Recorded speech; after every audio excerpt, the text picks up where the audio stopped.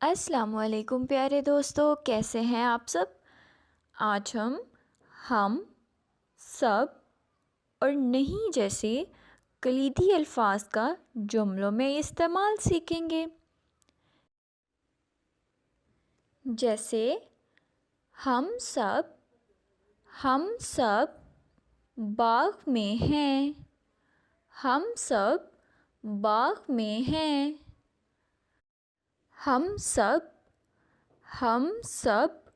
दोस्त हैं।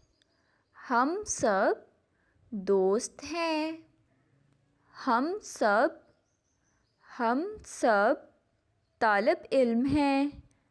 हम सब तालिब इल्म हैं। हम सब स्कूल जाते हैं। हम सब स्कूल जाते हैं। हम सब को दोस्ती करना पसंद है। हम सब को दोस्ती करना पसंद है। हम सब के पास बस्ते नहीं हैं। हम सब के पास बस्ते नहीं हैं।